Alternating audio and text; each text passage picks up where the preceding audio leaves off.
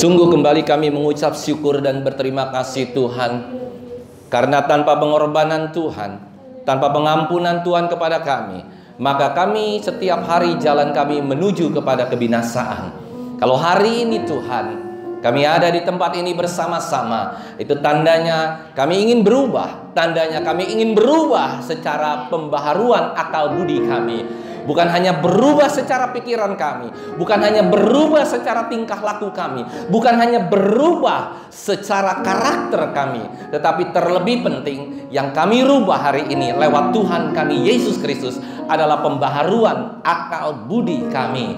Terima kasih Bapa yang baik. Dan hari ini Tuhan, biarlah lewat pujian dan penyembahan yang sudah disampaikan, yang menjadi dupa yang berbau harum, tibalah saatnya sebentar kami akan mendengar firman Tuhan. Kami akan fokus terhadap firman Tuhan ini. Kami tidak akan terganggu oleh pikiran-pikiran kami yang lain, karena hari ini kami ingin firman Tuhan ini akan membasuh kami. Firman Tuhan ini akan mencelikkan mata batin kami, dan firman Tuhan ini akan membuat kami berubah. Dan ketika kami berubah, maka kami baru mengerti tentang kehendak Allah, memahami kehendak Allah dalam kehidupan kami. Terima kasih Bapa yang baik. Berikan urapan-Mu yang baru kepada hamba-Mu, urapan yang baru, urapan kuasa Roh Kudus-Mu yang boleh mengalir lewat mulut lidah bibir hamba-Mu, sehingga apapun yang hamba-Mu perkatakan hari ini bukan perkataan-perkataan hamba belaka, tapi perkataan-perkataan kuasa Roh Kudus-Mu yang akan membasuh kami hari ini, sehingga lewat firman Tuhan yang sakit sudah disembuhkan, yang mempunyai beban berat akan dilepaskan, bahkan yang tidak mempunyai pengharapan Engkau beri pengharapan yang baru,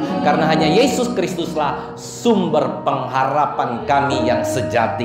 Berfirmanlah Tuhan, kami akan duduk diam mendengarkan firman-Mu seperti telinga seorang murid dan hati seorang hamba. Seluruh umat Tuhan yang percaya kita katakan bersama-sama amin. Sekali lagi kita katakan bersama-sama amin. Kita angkat satu pujian dulu deh sebelum kita ini pemain musik jangan kemana-mana dulu. Yuk kita angkat pujian sebelum kita dengar firman Tuhan. Dialah segalanya. Dialah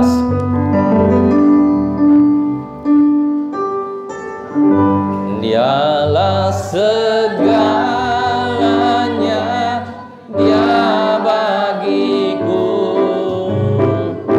Dialah segalanya, besar kecil, korbankan dirinya untuk selamatkanku. Dialah segalanya, Dia bagiku. Seperti air madu, seperti air madu, dari utara dicicip air madu yang manis. Kita katakan, oh lihatlah Tuhan Yesus baik.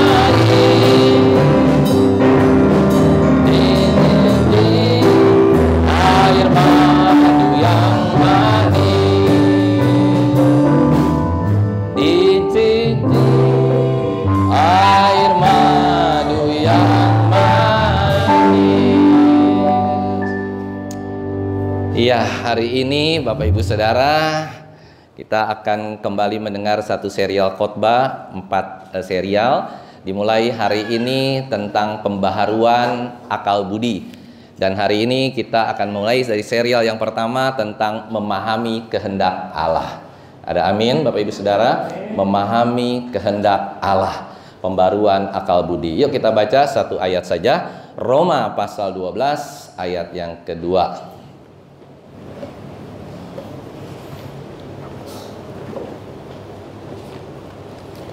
Kalau Bapak Ibu Saudara sudah menjumpai, undang untuk bangkit berdiri. Kalau yang nggak bisa berdiri, tetap saja berdiri di atas kursi. Maksudnya duduk di atas kursi. Roma pasal 12 ayat yang kedua, kita baca bersama-sama. 1, 2, 3.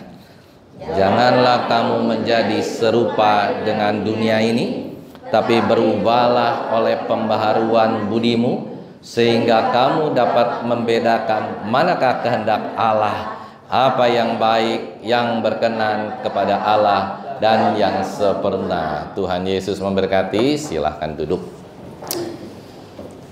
Bapak Ibu Saudara yang terkasih, perkara yang penting dan paling penting dari segalanya adalah bagaimana kita bisa memahami kehendak Allah.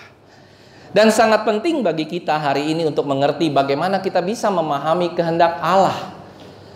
Karena kehendak Allah inilah yang akan membuat hidup kita boleh berjalan seturut dengan kebenaran, boleh berjalan seturut dengan di dalam rel kekekalan. Sehingga memang sangat mudah kita untuk mendengar, sangat mudah kita untuk memahami, tetapi sangat sulit ketika kita diajar untuk berubah secara akal budi. Garis bawahi kata saya. Nah, Bapak Ibu Saudara, sebagai orang percaya, kita seringkali tidak mengetahui kehendak Allah. Dan kejadian-kejadian ajaib di dalam kehidupan kita seringkali menyangka, mensuspek bahwa itu adalah kehendak Allah. Nah, tetapi tanpa kita mengetahui kehendak Allah, bagaimana kita bisa mengikut Yesus? Bagaimana kita bisa melangkah sesuai dengan kehendaknya? Dan pertanyaan menarik, apakah mujizat merupakan tanda kehendak Allah? Dulu mungkin ketika saya masih muda, saya seringkali menganggap bahwa yang namanya mujizat itu pasti kehendak Allah. Banyak peristiwa-peristiwa khusus yang terjadi dalam kehidupan kita pribadi lepas pribadi. Ya apa ya Bapak Ibu Saudara? Kita sering kali mengalami pribadi lepas pribadi yang kita anggap mujizat besar itu adalah kehendak Allah. Ya kan? Mujizat besar itu kehendak Allah di dalam kehidupan kita. Nah, sebenarnya kadangkala itu bukan merupakan pertanda bahwa itu adalah maksud Allah di dalam kehidupan kita. Hanya mungkin memang itu merupakan satu lampu hijau untuk kita bisa lebih mengerti tentang kehendak Allah. Dan nggak mudah Bapak Ibu Saudara untuk kita bisa mengetahui kehendak Allah. Sangat sulit kita bisa mengetahui kehendak Allah. Sebagai suatu contoh mungkin kalau hari-hari ini kita juga sering kali tidak mengerti tentang keberadaan kita sebagai manusia. Kita sering kali bingung dengan diri kita sendiri. Ya apa ya Saudara? Kita sering kali nggak mengerti apa sih yang terjadi dengan diriku. Sementara aku di gereja, sementara aku mendengar firman Tuhan, sementara aku begitu on fire ketika aku menyanyikan lagu pujian. Wah, luar biasa, seakan-akan aku sudah ada di surga. Tapi ketika aku keluar dari gereja, ketika aku berkeluarga, ketika aku melakukan aktivitas di mana-mana, lah, kok diri aku jadi begini? Kok diri aku jadi seperti ini? Nah, seringkali manusia tidak bisa memahami dirinya sendiri. Jangankan kita memahami orang lain, kita memahami diri kita sendiri aja sulit. Ya apa ya? Tos dulu kiri kananmu. Memahami dirimu sulit. Oma-oma, opa-opa yang sudah tua, ya kan, yang sudah rambutnya putih, kita memahami diri kita sendiri sulit. Kadang-kadang kita bilang, oh A, tetapi yang kita laksanakan B. Kadang-kadang kita ingin, aku ingin Tuhan. Bahkan Paulus juga bilang, aku ingin melakukan seperti ini, tapi aku nggak bisa Tuhan. Bagaimana ini Tuhan? Itulah yang terjadi dengan kita sebagai seorang manusia. Ada rangkaian peristiwa dalam kehidupan manusia yang begitu saling topang menopang, yang mengakibatkan diri kita terbentuk seperti itu. Dan orang sering bilang itu adalah sebuah karakter. Nah, bagaimana Bapak Ibu Saudara bisa membedakan kehendak Allah yang suci dan maha kudus, kehendak Allah yang punya planning ke depan luar biasa, dengan kita aja tidak bisa memahami diri kita sendiri? Bagaimana kita bisa memahami diri kita sendiri? Bagaimana kita bisa memahami kehendak Allah? Hanya satu, Saudara, kita harus kembali kepada pencipta kita. Siapa pencipta kita? Yesus, Tuhan kita, Yesus Kristus. Bapak Ibu Saudara yang terkasih, seringkali kita main tebak-tebakan untuk memahami kehendak Allah. Ya apa ya? Seringkali kita main tebak-tebakan untuk memahami kehendak Allah. Ini kehendak Allah bukan ya? Oh, mungkin iya, mungkin bukan. Ini kehendak Allah ya, mungkin iya, mungkin tidak. Nah, nanti kita akan bahas lebih terperinci. Coba kalau saya mau tanya satu hal.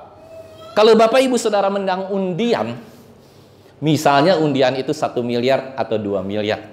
Besok saudara mau nikah. Coba jawab pertanyaan ini dengan jujur. Kehendak Allah bukan? Halo? Halo, bilangnya apa? Kehendak? Ini dia kehendak Allah. Aku mau nikah Tuhan. Aku mau dapat. Ini dia nih pasangan aku nih, ya kan? Bahkan mungkin saudara pikir, saudara cek lagi.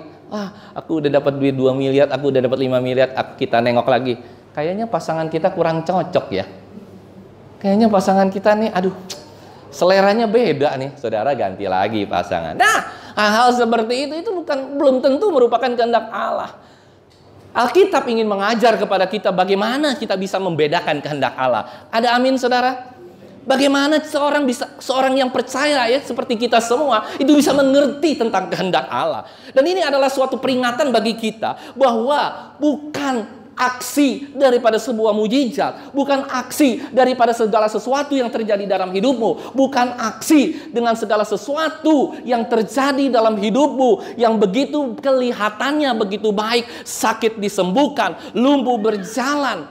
Kelihatannya itu kehendak Allah. Belum tentu, Bapak Ibu Saudara. Saya mau katakan hari ini belum tentu. Walaupun itu di dalam Alkitab dikatakan ketika Yesus melakukan itu, benar itu adalah kehendak Allah. Tapi ketika kita diperhadapkan pada satu situasi dan kondisi, belum tentu itu adalah kehendak Allah.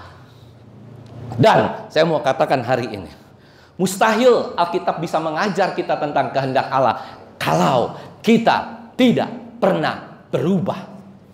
Yang percaya katakan amin. Oleh karena itu Rasul Paulus mengatakan pada jemaat di Roma yang tadi, saya ulangi sekali lagi, janganlah menjadi sama dengan dunia ini, tapi apa saudara?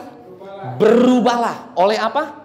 Nah, ini yang paling sulit. Nanti kita akan masuk lebih dalam pembaharuan akal budi, sehingga kamu dapat membedakan apa yang menjadi kehendak Allah, apa yang baik, yang berkenan kepada Allah dan yang sempurna. Ayat ini akrab nggak buat kita semua? Akrab, kita tahu, kita ngerti, tapi kita nggak tahu apa sebenarnya yang diuraikan oleh ayat ini, saudara. Dan bagaimana kita melakukannya? Bagaimana kita bisa merubah? Ya kan? Jadi kita sederhanakan poin ini, ada 3 poin penting. Yang pertama, kita mesti mengerti akal budi kita harus diperbaharui. Yang kedua, kita sendiri harus mengalami perubahan. Hati-hati. Perubahan yang kita lakukan bukan perubahan yang kelihatannya secara fisik. Misalnya saudara bisa berubah, tiba-tiba saudara bangun pagi, tiba-tiba saudara berdoa. Apakah itu merupakan perubahan? Belum tentu. Itu hanya perubahan sementara. Nanti kita akan belajar. Mengapa setiap orang yang kira-kira berubah setelah dia mendengar Alkitab, berubah setelah dia mendengar firman Tuhan, bahkan berubah setelah hari Natal. Ya kan, nggak lama kemudian kan saudara ingin berubah. Aduh, aku tahun ini mau lebih baik, aku ingin berubah. Tapi ternyata perubahan itu hanya terjadi 1 bulan. Ada yang mungkin 3 bulan, ada yang 1 tahun, mungkin ada yang 1,5 tahun. Tapi nggak lama kemudian saudara berbalik lagi, berubah seperti yang dulu. Oleh karena itu minggu lalu saya katakan lagunya apa? Aku masih. Coba lagunya, pujiannya gimana?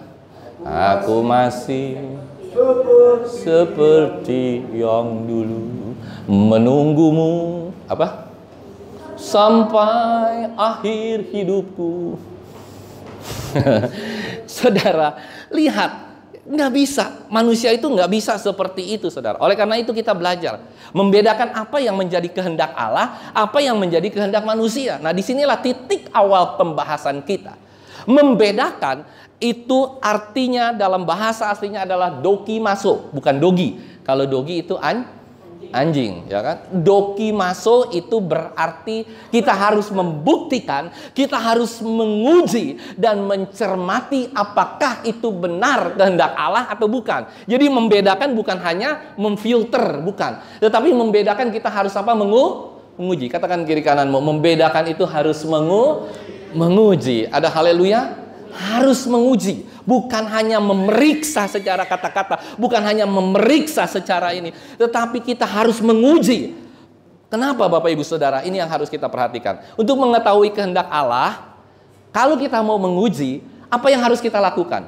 Kita harus berubah terlebih dahulu. Yang percaya katakan amin. Saya mau katakan begini. Sering kali orang bilang, ya kan, pendeta ngajar, hamba-hamba Tuhan ngajar, kita pasti bisa berubah. Tidak akan pernah bisa berubah. kita akan mengerti kehendak Allah. Kita nggak akan pernah bisa mengerti kehendak Allah. Kita nggak pernah bisa memahami kehendak Allah kalau kita tidak berubah terlebih dahulu. Segenap hidup kita harus kita ubah. Dan ini bukan kursus. Jadi salah, saudara. Sering orang salah kaprah begini. Ada beberapa orang yang saya kurang gitu setuju ya dengan misalnya dulu ada yang namanya laki-laki atau pria sejati. Ada kan kursus pria sejati, wanita sejati. Dilatih, di coaching selama beberapa minggu, mungkin beberapa minggu ya kalau nggak salah, atau beberapa hari, sehingga akhirnya dia keluar, saya sudah jadi manusia, pria sejati. Aku udah minta maaf Tuhan, aku udah aku berubah. Nggak lama kemudian, ya sertifikatnya masih ada, semuanya masih ada. Tapi tiba-tiba istrimu bilang, lu nggak berubah, sama aja lu seperti dulu. Ya apa ya saudara? Dari 100 survei membuktikan 95 orang tidak berubah. Hanya mungkin 5 orang yang berubah. Kenapa? Ini saudara, ini intinya kenapa. Nanti kita akan lihat kenapa ya hal itu bisa terjadi.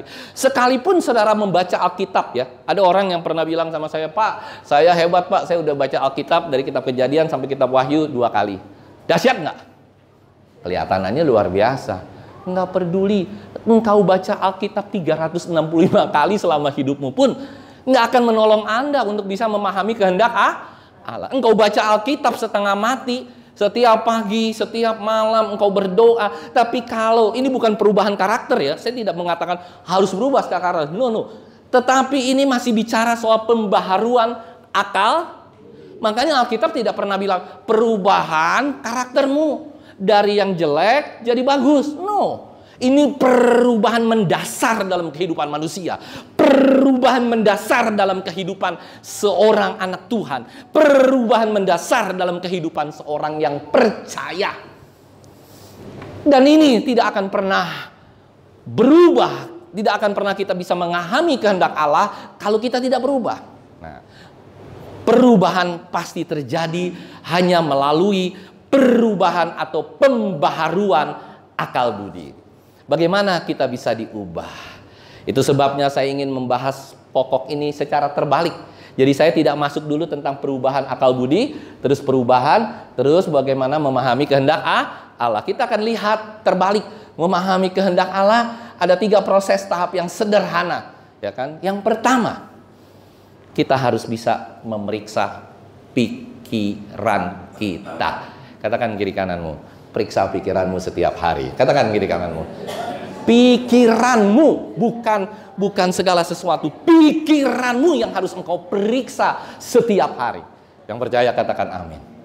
Ya, anak-anak muda, pikirannya setiap pagi, pikirannya setiap malam, ya kan? Apakah pikirannya selalu pornoisme? Ada amin saudara? Atau pikirannya selalu judi? Atau pikirannya selalu menghayal, mimpi, ya kan? Menjadi seorang yang hebat, mimpi menjadi seorang presiden, mimpi menjadi seorang menteri. Tapi nggak ada perubahan dalam kehidupan. Nah, jika kita amati, sangat sedikit sekali orang percaya itu yang memeriksa pikirannya setiap hari. Ya, itu sangat sedikit sekali. Mereka memandang bahwa cara memeriksa pikiran itu tidak terlalu penting. Sangat tidak penting. No, itu adalah hal terpenting dalam kehidupan manusia. Sekarang begini, kita ambil contoh yang paling gampang. Waktu kita bangun pagi, ya, oke, kita refresh sebentar kepada kita semua yang ada di tempat ini. Waktu kita bangun pagi, apa yang kita pikirkan pertama kali? Ada amin? Apa yang kita pikirkan pertama kali? Buka, tik. Banyak orang yang pagi-pagi hari aja, jam 5 pagi. Ya, saya seorang surveyor yang mengerti. Bukannya apa Bu, Pak, anak-anak muda? TikTok. Pagi-pagi tung tak tung tung tung tung, tung tak tung tung tung tung, ya kan? Udah pagi udah tak tung tung tung, tak tung tung. Wah, ini TikTok ya kan? Pokoknya asal tak dung dung dung tak dung dung. Saudara boleh lihat TikTok nggak? Boleh. Tapi kalau pagi hari saudara udah lihat TikTok, pasti pikiranmu adalah TikTok. Itu yang saya mau katakan. Bagaimana engkau bisa merubah pikiranmu setiap pagi tentang firman Tuhan kalau TikTok yang lebih utama? Bagaimana pikiranmu bukan hanya TikTok ya, bagaimana pikiranmu pagi hari ketika engkau memikirkan, aduh bahaya ya, aku lagi nggak kerja, aku sudah pensiun, aku sudah ini, bagaimana ya langkah aku hidup selanjutnya? No, itu pikiran-pikiran yang hanya mementingkan pribadimu, bukan memahami kehendak Allah dalam hidupmu, tetapi engkau suruh Allah itu mengerti tentang kehendakmu dalam kehidupannya. Allah engkau jadikan bukan Allah, tetapi Allah engkau jadikan sebagai pesuruhmu. Allah engkau jadikan sebagai pemuas nafsumu di dalam kehidupanmu. Itu saudara. Nah, jadi saya mau katakan begini. Pikiran itu mempengaruhi orang segala-galanya. Yang percaya katakan amin. Misalnya begini. Saya bisa nggak berlaku sama Bapak Ibu Saudara? Shalom. Bisa nggak? Manis nggak? Habis itu senyum. Shalom Mas, shalom Bu. Shalom Ibu cantik ya. Ya kan? Shalom ya. Tapi saudara tahu ada di pikiran saya, gua benci sama orang ini, nggak buru-buru mati kau. Ya. Siapa yang pernah tahu? Ya kan, waktu saudara salaman sama mungkin ada saudara-saudara di mana-mana salaman, itu pikiranmu yang lebih utama. Tuhan tidak melihat apa yang engkau lakukan. Tuhan tidak pernah melihat apa yang engkau salami, tapi Tuhan meneliti apa? Hati dan pikiranmu. Ini yang saya mau katakan. Nanti kita mengerti. Oh, ternyata gitu ya Pak ya. Udah kita berubah secara itu. Ya, terus ya kita masukin satu persatu. Nah, saudara itu. Nah, jadi kita bisa mengerti. Oh, ternyata pikiran kita yang lebih utama daripada segala-galanya. Banyak pikiran kita yang datang dan pergi dengan cepat. Pikiran itu datang, ntar pergi. Datang, misalnya nih saudara ya. Sekarang kan baru jam 11. Kira-kira ntar udah, kalau ini khotbah kebetulan ntar selesainya 12:30. Ada haleluya? Tos dulu kiri kananmu. Kita semangat Pak, khotbah sampai 12:30. Tos dulu kiri kananmu. Nggak apa-apa biar saya sampai 11:30. Setuju nggak? Setuju? Nah, jadi misalnya nanti udah 11:30, saudara akan berpikir apa? Lapar ya, di rumah ada makanan apa ya? Ada ayam goreng, RW, udah mulai tuh pikirannya macam-macam ya kan? Antar siang gue mau makan Kentucky, ini itu, udah mulai tuh. Ya kan 11:30. Ntar masuk jam 12, pikiran saudara lain lagi. Apa setelah masuk jam 12? Ini pendeta kurang ajar. Khotbah kagak selesai-selesai. Ya, bener nggak? Dia bilang, biar bikin Tuhan dia kecapean. Napasnya ngos-ngosan biar selesai. Setelah mau 12:30, apalagi yang saudara bilang? Saudara apatis. Terserah dia lu mau ngomong apa kayak. Ya apa ya saudara, lu mau ngomong apa kayak, gua nggak peduli, sebodoh amat, gua main TikTok aja dah walaupun suaranya nggak ada. Ada haleluya, ada amin.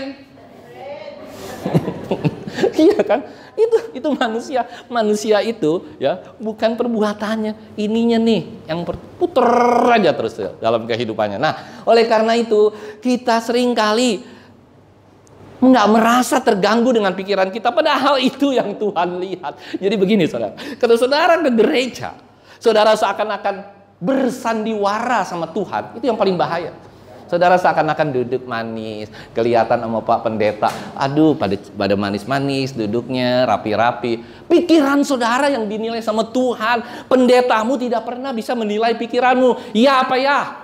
Katakan kiri kananmu, pikiranmu dinilai, dilihat, diteliti oleh Tuhan setiap hari. Ada haleluya.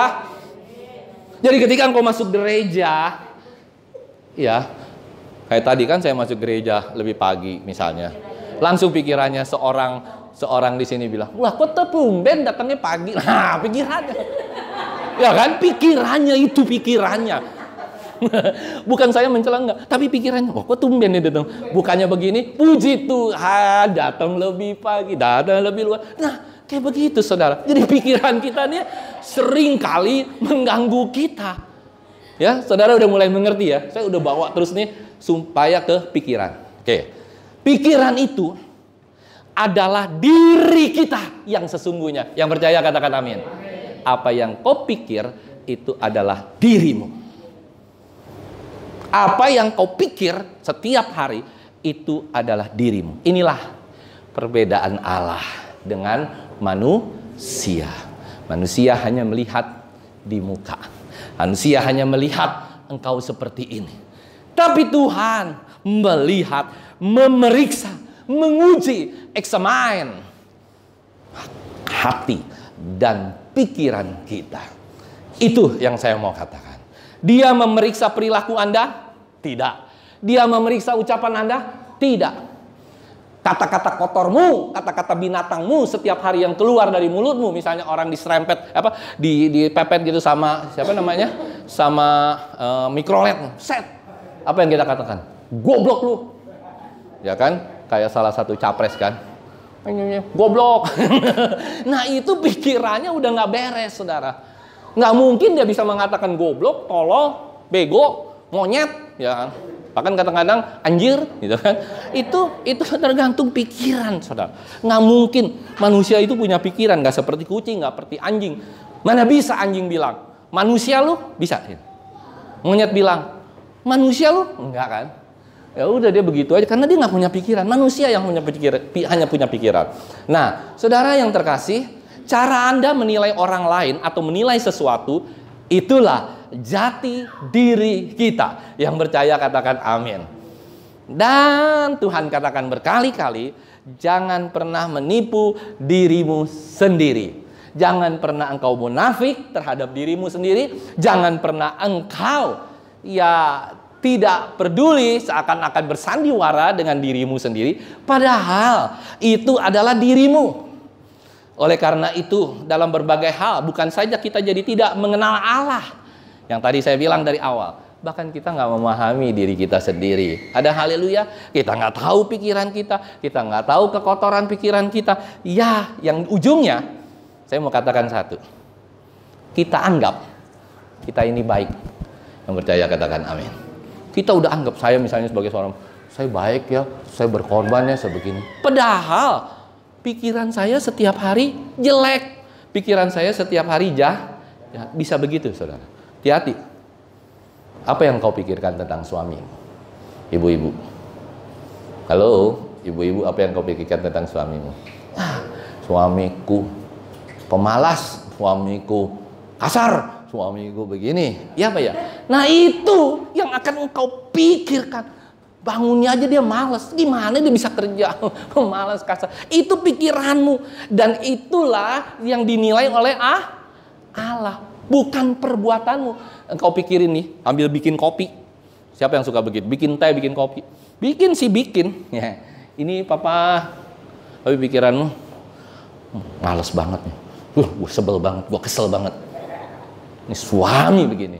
Ada amin, saudara? Saudara mau pacar juga begitu kan? Kalau lagi makan, ya kan? Di sini ada yang punya pacar nggak? Homo semua ya? Atau lesbian semua? Semua punya pacar kan di sini? Kalau benar-benar laki-laki dan perempuan. Ya kan? Kalau saudara lagi berdua, ya kan? Sering nggak saudara berpikir? Lagi makan bareng, sering nggak saudara berpikir? Cowok gue pelit amat ya, masa gue diajak makan di pinggir jalan? Bener nggak? Kadang-kadang, atau mungkin saudara mengakui bahwa dia nggak punya duit, oke. Tapi kadang-kadang kan kasar. Saudara lagi makan, otak saudara udah nggak bisa makan juga nggak enak, kasar banget. Ini saudara kesel, nggak bisa nangis, nggak bisa apa karena di tempat umum. Ya apa ya, saudara? Itu paling bahaya pikiran kita. Nah, Bapak Ibu Saudara yang terkasih, ini yang saya mau katakan supaya kita mengerti bahwa ternyata kita ini orang yang harusnya yang dirubah bukan perbuatan kita, bukan kata-kata kita, tapi pikiran kita. Saudara nggak akan pernah bisa berubah. Misalnya begini, ini saya mau ambil contoh. Makanya kalau saya rada-rada bingung setelah 20 tahun saya melayani Tuhan, tapi kok jemaat di sini mungkin hanya sedikit ya yang masih berani baca atau bisa baca firman Tuhan setiap pagi. Ya apa ya? Halo? Dari wajah-wajahnya saya tahu. Kalau saudara begini, tapi kalau saudara bilang, enggak Pak, saya baca Alkitab tiap hari. Pasti saudara angkat tangan. Saya baca Alkitab pagi-pagi, malam saya baca Alkitab, pagi saya berdoa, macam. Tapi kalau saudara begini nih, tapi lagi tangannya begini nih. Atau tangannya begini, nah itu tanda-tanda saudara. Bahwa saudara benar-benar enggak. Saya kadang-kadang bingung. Oh ternyata setelah saya lebih mengerti, pikirannya dia. Saudara mungkin pengen berusaha, pasti saudara pengen berusaha mau baca Alkitab pas setiap pagi 5 menit, mau berdoa, tapi kagak bisa, saudara. Dan akhirnya mungkin bisa sehari, 2 hari jalan lancar, 3 hari jalan lancar, hari keempat udah buyar lagi. Pernah nggak saudara seperti itu? Ada amin, saudara? Iya, begitu, saudara. Nah, jadi sebenarnya yang harus kita rubah adalah pribadi kita, adalah pikiran kita. Karena sebenarnya kita belum berubah. Akal budi pembaharuan kita ini belum dibaharui, saudara. Nah, Bapak Ibu Saudara yang terkasih, seperti contoh begini. Ya, satu contoh. Paling gampang tentang hidup kekal sama tentang mujizat dan tentang kenyamanan hidup. Begini. Saudara, kalau saudara sakit bisul sama sakit kanker, kira-kira lebih seriusan mana sakitnya? Ah, yang benar. Bisul sama kanker lebih seriusan mana? Lebih seriusan? Kanker lah. Kalau bisul, ya, itu nggak perlu penanganan dokter. Dia makin lama makin gede, makin lemak. Kalau saudara deketin sama kompor juga meletus sendiri itu bisul. Iya, saudara gini-gini aja sama kompor, dia meletus sendiri. Nah, kalau sakit kanker, saudara perlu ke dokter nggak? Karena apa? Serius. Penyakitnya serius. Hal yang mau tanya lagi. Kalau ada masalah di dalam komplekmu, yang datang Kapolsek, itu artinya apa? Serius, mungkin ada perampokan, ada maling, ya, Kapolsek. Kalau kira-kira yang datang Kapolda ke komplek kita datang Tanah Merah, Kapolda DKI Jakarta, kira-kira lebih serius nggak daripada Kapolsek yang datang? Lebih serius Kapolda. Kalau Kapolda sudah sampai datang, berarti ada masalah apa? Mungkin narkoba, mungkin ada sedikit-dikit terorisme. Ya apa ya? Nah, kalau sampai ke Tanah Merah atau ke Kelapa Gading datang Kapolri, Presiden, Menteri Pertahanan yang baru, bukan yang sekarang. Menteri Pertahanan datang, Kapolri, Presiden, kira-kira kompleks saudara ada apa? Ada apa? Masa nggak tahu sih? Ya ampun. Walau alam. Ada apa di kompleks saudara? Ada anjing mati? Ada bom meledak? Pasti. Coba paling gampang, saudara mau presiden datang ke rumah saudara? Saudara mau datang Kapolri ke tempat saudara? Paling gampang, saudara ledakin aja pakai alat peledak. Pasti besok datang Kapolri, Menteri Pertahanan, Menko Polhukam, ya kan? Semua datang ke tempat saudara. Waduh, ada peledakan. Berarti masalahnya lebih serius. Saya mau katakan begini. Saudara nggak pernah menganggap bahwa keselamatan itu serius. Saudara hanya menganggap bahwa keselamatan itu antar juga selamat oleh anugerah. Ya, itu tadi baru saya ajar kita untuk shifting serius atau tidak serius.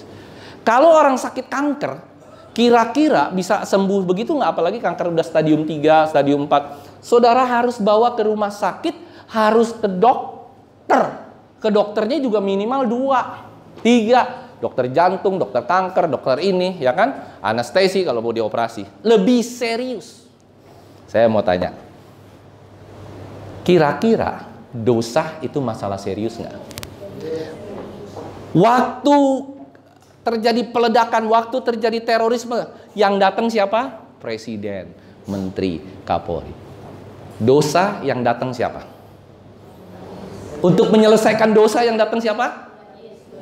Bisa nggak? Presiden Indonesia, Presiden Amerika, Presiden Cina datang bersama-sama bikin koalisi mengenai penghapusan dosa.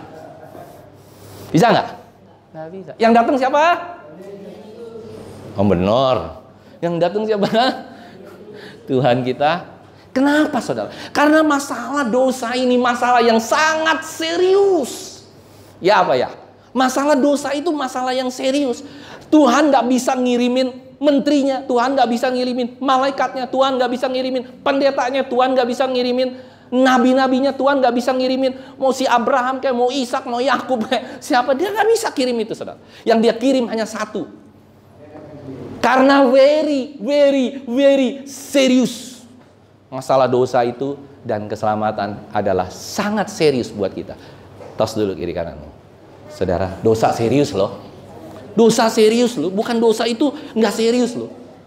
Presiden tidak bisa. Raja tidak bisa. Untuk menyelesaikan masalah dosa. Yang bisa menyelesaikan masalah dosa hanya Tuhan kita, Yesus Kristus. Kalau sampai dia turun tangan, kalau sampai dia turun ke muka bumi ini untuk menyelesaikan dosa, itu sungguh-sungguh serius. Kita manusia nggak serius mengalami perubahan dalam hidup kita. Nggak serius kita mengalami perubahan. Nggak serius kita untuk mengalami perubahan dosa. Perubahan dosa-dosa kita. Pembaharuan akal budi tidak sama dengan pembaharuan pengetahuan. Nih, saya mau kasih contoh begini, saudara. Bapak ibu saudara sudah berapa lama datang beribadah di gereja? Berapa lama saudara sudah jadi orang Kristen? Halo? Ada yang 10 tahun, ada yang 20 tahun, ada yang 40 tahun, ada yang 50 tahun, ada yang 60 tahun, mungkin ada yang juga yang sudah 80 tahun. Saya mau tanya. Saudara di gereja diajar apa? Firman Tuhan. Firman Tuhan itu memang tidak akan kembali dengan sia-sia. Tapi firman Tuhan itu merupakan pengetahuan nggak Bapak Ibu Saudara? Pengetahuan. Pengetahuan ini yang dicoba untuk masuk ke dalam pikiran kita. Tetapi saudara hanya menyimpan pengetahuan itu hanya sebatas disimpan saja sebagai pengetahuan. Tapi tidak pernah engkau pikirkan, tidak pernah engkau mau berubah dengan firman Tuhan seperti itu. Sehingga proses urusan perubahan, pembaharuan akal budi ini menjadi proses yang mandul, menjadi proses yang tidak mengalir dengan seperti yang Tuhan inginkan. Yang terutama bukan pendetanya di dalam sebuah gereja, tapi yang terutama adalah kebenarannya. Nah, saudara, saya yakin lebih daripada 50% orang-orang di gereja atau 60% itu rajin baca Alkitab, rajin mungkin datang ke gereja, rajin PA. Tapi seberapa banyak orang yang rajin mendengar firman, seberapa banyak orang yang begitu luar biasa menyembah Tuhan, ya kan, banyak orang menyembah Tuhan tetapi tidak pernah berubah karena pengetahuan itu tidak ada manfaatnya apa-apa. Tingkat pertumbuhan pengetahuan yang berubah, yang merubah itu tidak ada gunanya. Karena itu kita tidak heran Tuhan mengatakan dalam firman Tuhan, banyak yang dipanggil, sedikit yang dipilih.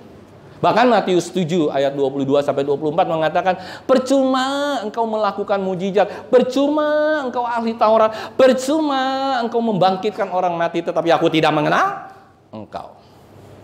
Ngeri ya? Oleh karena itu, kita balik lagi. Bagaimana ini bisa berubah? Secara pikiran kita bisa merubah itu. Berpikirnya seperti apa? Kira-kira udah tahu belum Bapak Ibu Saudara? Bagaimana kita bisa berubah? Ada yang tahu nggak? Kuis deh, kuis. Gimana ya? Tadi udah belajar nih. Oh, ini nggak mungkin, pengetahuan nggak mungkin, ini nggak mungkin, tingkah laku kita nggak mungkin. Bagaimana kita bisa berpikir dengan benar, seturut dengan kehendak Tuhan? Coba bagaimana? Hanya ada satu. Bahwa berpikir dengan cara pandang yang sangat berlawanan. Yang percaya katakan amin. Masih ingat Yunus? Waktu dia mau menyelamatkan kota Niniwe, dia punya dendam yang luar biasa terhadap bangsa Niniwe, sampai dia bilang, enggak Tuhan, aku nggak mau melayani dia. Dia kabur, ditelan ikan segala macam, akhirnya balik lagi. Apa artinya? Kehendak Tuhan, kehendak Allah, dan kehendak manusia selalu dua kutub yang saling berlawanan. Yang percaya katakan amin. Katakan kiri kanan, kehendak Allah berlawanan sama engkau. Kehendak Allah nggak pernah sama kehendak manusia. Never. Sekalipun saya seorang pendeta, kehendak saya itu tidak pernah sama. Ketika saya benar-benar minta sama Tuhan, Tuhan ampuni saya merendahkan diri. Oh, ini kehendak Tuhan. Ketika saya ngerti benar tentang kehendak Tuhan, walaupun itu sangat menyakitkan hati saya, sangat tidak sesuai dengan kehendak saya, itulah kehendak Tuhan. Yang percaya katakan amin. Halo. Kalau istrimu bawel, istrimu jahat, bukan jahat ya, maksudnya istrimu waduh kasar, ngomel mulu segala macam. Terus saudara, tambah saudara ngomel, tambah saudara ributin. Itu kehendak Allah atau kehendak bukan? Saudara nggak melakukan kehendak Allah. Tapi ketika istrimu ngomel, engkau hanya senyum saja. Itu adalah kehendak berlawanan dengan saudara senyum aja ya kan, sambil pegang panci. 1 ya kan, ngoceh lagi 2, 3, 4 plang. Enggak, saudara harus nahan diri ya kan. Kayak ada seorang istri yang bilang begini sama suaminya. Dia bilang gini suatu saat ya kan, Bu, kucing kita kemana? Mati. Kenapa dia bisa mati? Oh ya kan, itu kucing udah saya peringatin ya kan. Pertama kali dia nyolong ikan. 1 kucing nyolong ikan. 2 kali peringatin lagi kan. 2 kali nyolong ikan. 3 kali mati ikannya. Ikannya apa? Kucingnya. Ya kan? 3 kali mati kucingnya. Nah, si suami lagi gondok sama si istri. Ngapain kau cerita-cerita gitu? Mana? Teriak-teriakan si suami. Mana makananku? Mana kopiku? Mana singkongku? Pak, 1. 2 kali lagi dia teriak. Mana ini? Pak, 2. Sampai hari ini dia nggak pernah bilang yang ketiga. Kenapa saudara? Takut mati. Nah makanya saudara, ini yang merubah cara pandang dan cara pikir kita dalam segala keadaan. Coba kita lihat Filipi 3 ayat 7. Nih, yang membuat kita bisa berubah dalam hidup kita hanya di Filipi 3 ayat yang ke-7. Nggak ada yang lain. Coba apa yang firman Tuhan katakan? Filipi 3 ayat 7. Ya, saudara harus ngerti ya. Apalagi nih, nanti ada dari jemaat kita yang mau menikah. Waduh, ini dia nih. Ya kan? Siap-siap. Bukan hanya hidup yang berbahagia, tapi siap-siap genderang perang. Ya, yuk kita baca bersama-sama. 1, 2, 3. Tetapi apa yang dahulu merupakan keuntungan bagiku, sekarang kuanggap rugi karena Kristus. Dulu engkau begitu menyenangi video porno, YouTube porno. Sekarang engkau anggap rugi. Dulu engkau menyenangi apa? Ngerokok, minuman keras, judi dan yang lain-lain. Sekarang engkau anggap rugi.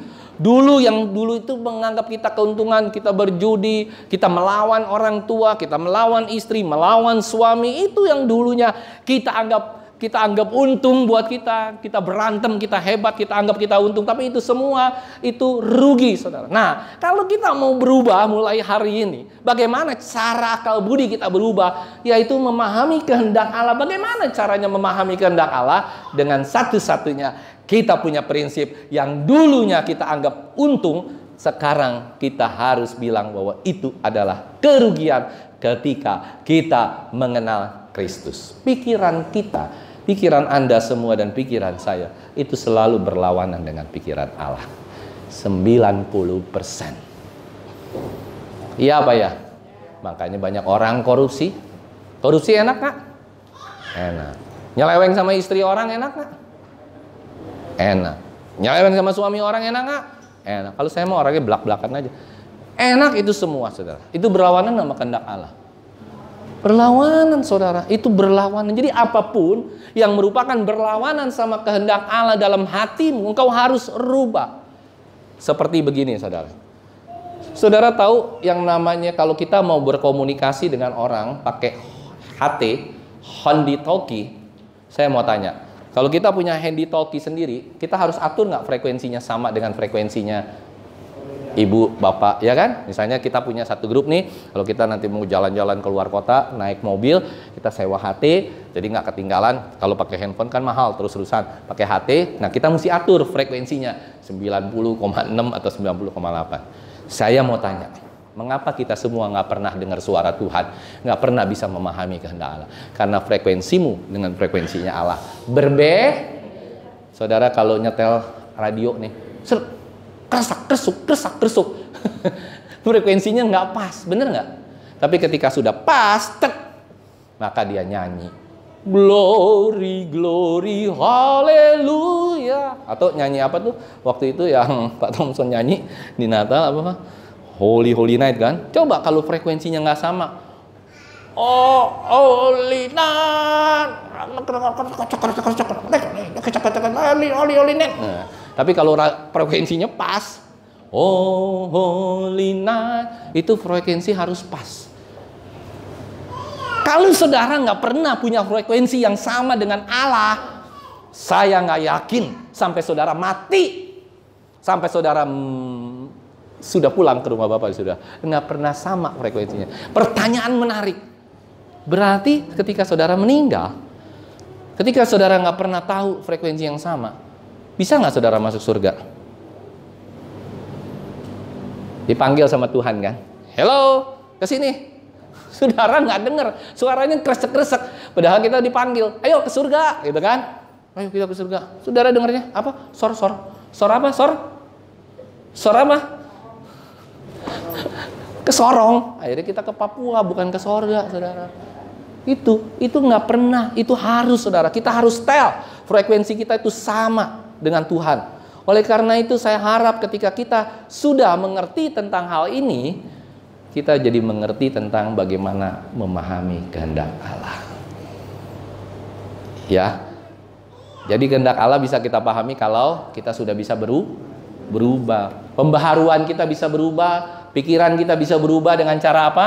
Kita harus bisa melawan kehendak kita sendiri, sangkal diri, pikul salib, baru bisa mengikut Tuhan. Sangkal diri, pikul salib, baru punya frekuensi yang sama dengan Tuhan. Ada haleluya? Tanpa itu, saudara nggak pernah punya frekuensi yang sama dengan Tuhan sampai selama-lamanya. Ada amin, saudara? Anak-anak muda yang masih panjang, umurnya masih panjang, kegiatannya. Saudara mau mulai hari ini punya frekuensi yang sama dengan Tuhan? Ada amin? Saya mau katakan, tanpa saudara punya frekuensi yang sama dengan Tuhan, umur pernikahanmu tidak akan panjang. Tidak main-main, karena di dalam pernikahan 2 orang ya itu segitiga ke atas, semua under God. Tidak ada segala sesuatu pun yang terjadi tidak under Tuhan. Sentral kita, sentris kita hanya Tuhan yang bisa menyelesaikan. Jadi kalau saudara nggak punya frekuensi yang sama dengan Tuhan, istrimu nggak punya frekuensi, suamimu nggak punya frekuensi yang sama, pasti ya yang namanya apa rumah tanggamu akan berantakan cepat atau lambat. Kalau engkau serius sama Tuhan, engkau mau meninggalkan segala kehidupan lamamu kepada Tuhan, kepada di luar Tuhan ini, jadi saudara akan benar-benar punya sefrekuensi dengan Tuhan. Yang percaya katakan Saya mau tanya sama kita sebelum saya akhiri khotbah ini. Kira-kira mujizat itu kehendak Tuhan atau bukan? Halo? Mujizat itu kehendak Tuhan atau bukan? Halo? Mujizat kehendak Tuhan atau bukan? Tidak semua mujizat itu merupakan kehendak Tuhan. Tidak semua. Saudara masih ingat waktu siapa tuh namanya? Musa ya, kalau nggak salah. Waktu dia iniin apa? Tongkatnya keluar jadi bukan air, tongkatnya keluar apa? Tongkat jadi ular. Nabi yang lain bisa nggak ngelakuin itu? Bisa. Dia juga di tongkat digituin jadi ular juga. Ya kan? Dia bisa jadi ular. Sama. Apa yang beda? Coba kita lihat. Ulangan 13 ayat 1 sampai 2. Ini yang membuat kita jadi lebih mengerti bahwa nggak semua mujizat itu berasal dari Allah. Nggak semua mujizat itu berasal dari Tuhan. Hati-hati Bapak Ibu Saudara. Hati-hati dengan gereja-gereja yang memproklamirkan mujizat. Yuk kita baca. Di Ulangan pasal 13 ayat 1 sampai 2. Apabila di tengah-tengahmu muncul seorang nabi atau seorang pemimpi dan ia memberitahukan kepadamu suatu tanda atau mujizat, ayat 2 silakan dibaca. 1, 2, 3.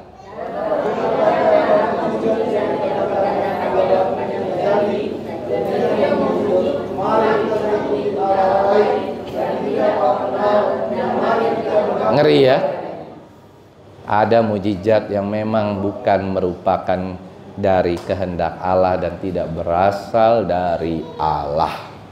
Dengan tegas saya mengatakan bahwa tidak semua mujizat berasal dari Allah.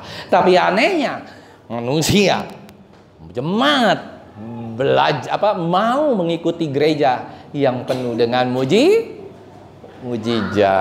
Ada amin saudara? Semua dipakai mujizat. Ini mujizat, itu mujizat, ini mujizat. Pada datang sakit sembuh, miskin kaya, wah datanglah ke sana. Karena itulah bagaimana saudara memperlakukan Allah dalam hidupmu. Itu yang terpenting dalam kehidupan kita pribadi lepas pribadi. Ada amin saudara? Nah yang terakhir saya ingin tutup firman Tuhan dengan satu kesaksian supaya saudara mengerti apakah saudara di dalam memilih pasangan hidup, di dalam kehidupan sehari-hari itu benar-benar dari Tuhan, benar-benar kita memahami kehendak Allah atau bukan. Yang terakhir saya ingin tutup dengan satu cerita seperti ini. Dulu di tahun 90 atau mulai 90 awal atau 89 akhir, 90 awal, 89-nya dulu lah ya, 89 di dalam saya memilih pasangan hidup. Yang pertama, saya punya seorang kekasih yang cantik. Ya maklum lah Bapak Ibu Saudara ya. Karena sang prianya juga keren. Ada haleluya. Maklum lah kalau saya bilang saya punya pasangan yang cantik, karena sayanya juga keren. Kalau sayanya jelek dapat cantik, saudara bilang wah mujizat ya. Oke, dapatlah saya seorang wanita. Wah, nah itu kalau saya pikir itu kayaknya dari Tuhan nih, gitu kan? Kenapa saudara? Karena saya nggak nyari-nyari. Halo pria-pria di sini, suka nyari cewek nggak? Kepada-padat, lepot ini, wah naksir ini gitu. Saya sama ibu gembala pun saya nggak pernah nyari-nyari. Kebetulan dia ada di atas, ada haleluya. Benar, saya nggak pernah nyari-nyari. Jadi yang pertama saya ketemu di kampus karena saking saya lumayan pintar. Jadi tiga wanita itu selalu datang ke rumah saya belajar matematika, programming di Kelapa Gading. 3. Nah, dari 3 itu kan saya bisa pilih, saudara. Ya nggak? Kalau 1 saya nggak bisa pilih. 3, ya kan? Pilih 1, pilih 2, sama pilih 3. Ya kan 3 orang saya bisa pilih. Nah, udah akhirnya saya pilih 1 dari antara mereka. Nah, kebetulan ketika saya pilih, dia pun punya hati yang sama sama saya. Dah berlanjutlah kita bla bla bla ke gereja bareng. Nah gerejanya seru nih saudara, karena dia Katolik, saya Pentakosta. Minggu ini misalnya saya ke GPDI Om Hanimande Ketapang. Minggu depan saya ke gereja katedral. Wah luar biasa ya kan, baru-baru macam-macam. Ya kan kalau katedral kan begitu. Terus kan, udah begitu terus. Sampai saya berdoa, Tuhan, ini bener nggak sih nih calon saya gitu kan? Kayaknya ada yang nggak bener deh, berlawanan nih sama kehendak Tuhan. Bener. Nggak lama sekali waktu, akhirnya kita berpisah. Bukan dia yang mutusin saya dan bukan saya yang mutusin dia. Ada haleluya? Kita nggak pernah saling putus-putusan. Tapi karena dia memang dijodohkan sama keluarganya, ya udah dia menikah. Nah, pendek cerita. Saya tiba-tiba ujian D3 karena dulu nggak bisa S1, D3 dulu. Jadi saya 2 kali skripsi ya, D3 sekali, maju ujian di ini, terus sama S1 maju lagi, S2, S3. Nah, waktu saya lagi mau ujian, ya kan, di depan pintu nih, istri saya nih, yang sekarang sudah lumayan berumur lah ya. Waktu itu masih muda, ada haleluya, masih cantik, sekarang juga masih cantik, walaupun ada di atas ya kan. Nah ketemulah saya, dia lagi nungguin pacarnya di dalam, nungguin ujian. Ini anak-anak muda tahu kan ya, ujian pendadaran, ujian skripsi tahu kan? Tahu kan? Nah, jadi nungguin. Nah dia nungguin di luar, saya urutan setelah pacarnya. Pacarnya keren namanya, Daud.